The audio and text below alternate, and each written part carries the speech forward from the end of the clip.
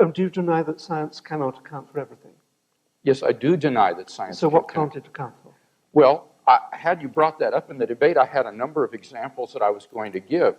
I think there are a good number of things that cannot be scientifically proven, but that we're all rational to accept. Let me list 5.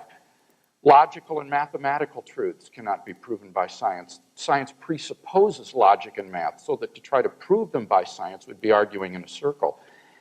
Metaphysical truths, like there are other minds other than my own, or that the external world is real, or that the past was not created 5 minutes ago with an appearance of age, are rational beliefs that cannot be scientifically proven.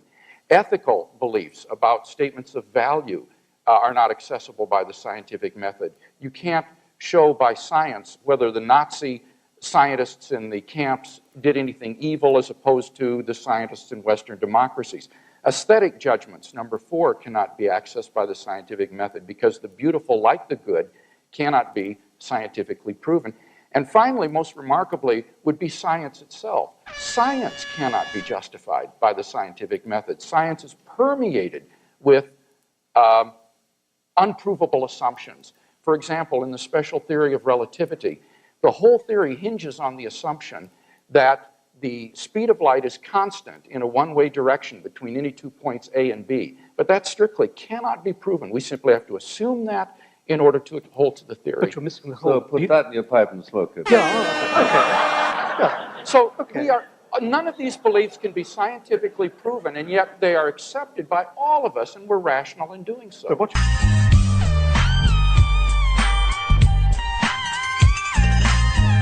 Can we come to some claims? You had talked about the idea of extraordinary claims require extraordinary evidence. Yes, indeed. The question I've got is, what would that extraordinary evidence be in the first century? You didn't have video cameras, you didn't have scientific tests, so what would that look like?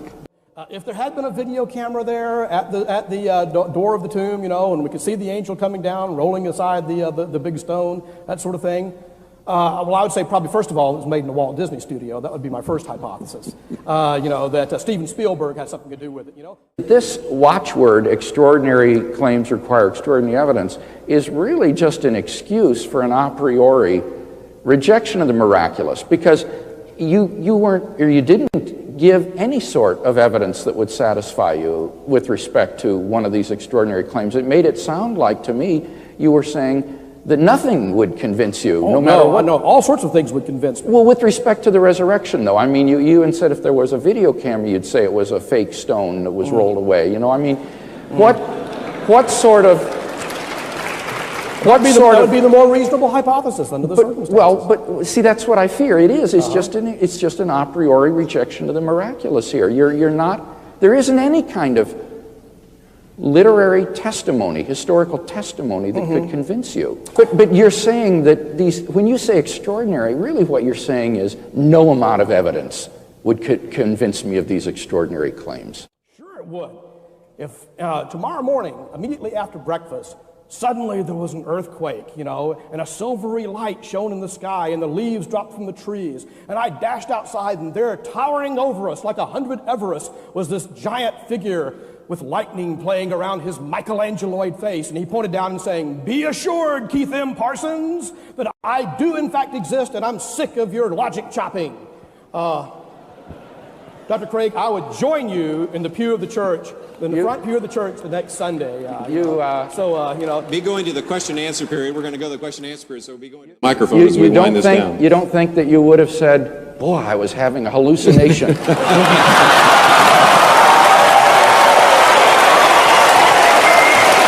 I was simply saying that this is not a mere matter of speculation, that there's more than a tiny bit of evidence on the table. But is he saying evidence for what?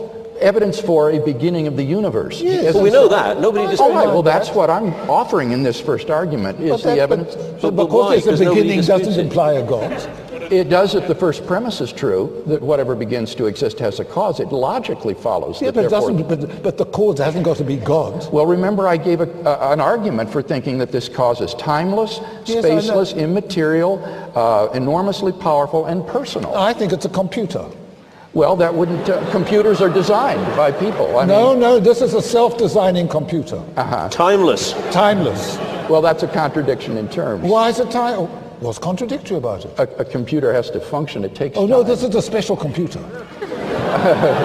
Yeah, but it has to be logically coherent. Oh, it's logically coherent. Yes, you have to be logically Oh, no, coherent. this And computer besides- is amazing. No, besides, it would have to be, as I said, a personal being. No. And a computer is a physical Not this computer. object. Oh, Well, then- no. Okay, see, what you're doing is what you're calling a computer is really God.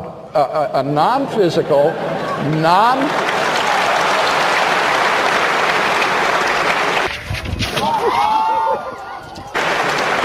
It's just another word if you rob it of all the attributes that make it a computer.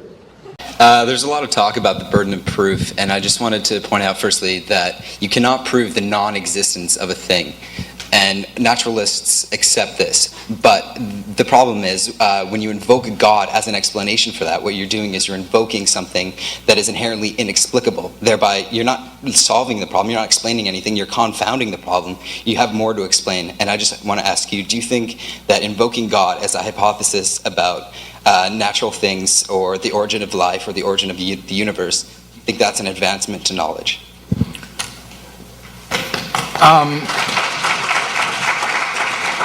Now, repeat the first part of the question again, because I disagreed with what you said there. It is impossible to Oh, yeah, prove that's right. the It's impossible to prove something does not exist. That's silly. Of course you can prove something does not exist. We can prove, for example, that there are no living Tyrannosaurus Rex on the face of the earth. We can prove that there are no Muslims of the United States Senate. Or, as Dr. Shook says, if you can show that something is a self-contradiction, he's in the House. Yeah. You can show that something is self-contradictory. So there are no married bachelors. So this is an atheist line that you hear on a popular level all the time, but that sophisticated atheists don't take, because it is easy to prove that things don't exist. Now the question is, if it is the case that you can't prove that God does not exist, then you shouldn't be a naturalist. You should be some sort of agnostic or something, but you shouldn't go around saying things like, nature is all there is. There is nothing beyond matter and energy. There is no supernatural reality, because those claims exceed what you yourself say you can prove. So you need to make more modest claims about your position that are more simply agnostic or something, and find a new name rather than naturalism, because that isn't something that you can sustain the burden of proof for. Now, the last part of your question assumed that I was presenting God as some sort of an explanatory hypothesis. And if you look at my arguments, they're not like that. These are deductive arguments. Now, what that means is that if the premises are true, that the conclusion follows logically and necessarily. Whether you like it or not, whether you think it's explanatory or not, it doesn't matter. All that matters is, are the premises more plausibly true than not? Because if they are, then the conclusion is logically unavoidable. And so, yes, I think they definitely represent an increase in knowledge. This is an example of deductive logical reasoning. And it can't be impugned by saying that it's not some sort of explanatory inference to the best explanation or something of that sort.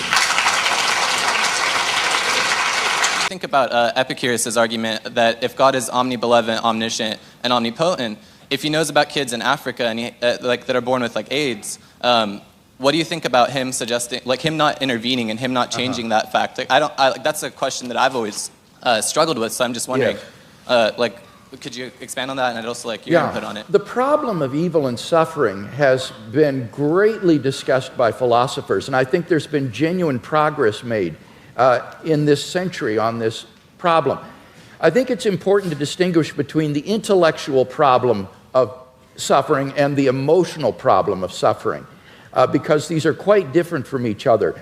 In terms of the intellectual problem of suffering, I think that you need to ask yourself, is the atheist claiming, as Epicurus did, that the existence of God is logically incompatible with the evil and suffering in the world? If that's what the atheist is claiming, then he's got to be presupposing some kind of hidden assumptions that would bring out that contradiction and make it explicit, because these statements are not explicitly contradictory. The problem is no philosopher in the history of the world has ever been able to identify what those hidden assumptions would be that would bring out the contradiction and make it explicit. On the contrary, you can actually prove that these are logically compatible with each other by adding a third proposition, namely, that God has morally sufficient reasons for permitting the evil in the world. As long as that statement is even possibly true, it proves that there's no logical incompatibility between God and the suffering in the world. So the atheist would have to show that it is logically impossible for God to have morally sufficient reasons for permitting the evil and suffering in the world, and no atheist has ever been able to do that. So the logical version of this problem, I think, is widely recognized to have failed. Those atheists who still press the problem, therefore press it as a probabilistic argument. They try to say that given the evil in the world, it's improbable that God exists. Not impossible, but improbable.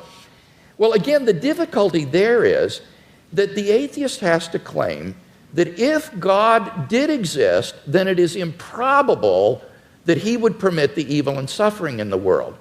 And how could the atheist possibly know that? How could the atheist know that God would not, if he existed, permit the evil and suffering in the world? Maybe he's got good reasons for it. Maybe, like in Christian theism, God's purpose for human history is to bring the maximum number of people freely into his kingdom to find salvation and eternal life. And how do we know that that wouldn't require a world that is simply suffused with natural and moral suffering? It might be that only in a world like that the maximal number of people would freely come to know God and find salvation.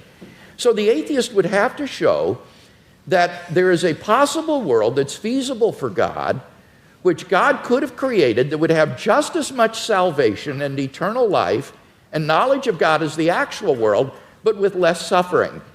And how could the atheist prove such a thing? It's sheer speculation. So the problem is that as an argument, the problem of evil makes probability judgments which are very, very ambitious and which we are simply not in a position to make with any kind of confidence. Now, I recognize that that philosophical response to the question doesn't deal with the emotional problem of evil. And I think for most people, this isn't really a philosophical problem. It's an emotional problem. They just don't like a God who would permit suffering and pain in the world. And so they turn their backs on him. What does Christianity have to say to this problem? Well, I think it has a lot to say. It tells us that God is not some sort of an impersonal ground of being or an indifferent tyrant who folds his arms and watches the world suffer. Rather, he is a God who enters into human history in the person of Jesus Christ. And what does he do? He suffers. On the cross, Christ bore a suffering of which we can form no conception. Even though he was innocent, he bore the penalty of the sins of the whole world. None of us can comprehend what he suffered. And I think when we contemplate the cross of Christ and his love for us and what he was willing to undergo for us, it puts the problem of suffering in an entirely different perspective. It means, I think, that we can bear the suffering that God calls upon us to endure in this life with courage and with optimism for an eternal life of unending joy beyond the grave because of what Christ has done for us. And he will give us, I think, the courage and the strength to get through the suffering that God calls upon us to bear in this life. So whether it's an emotional issue or an intellectual issue, I think ultimately Christian theism can make sense out of the suffering and evil in the world.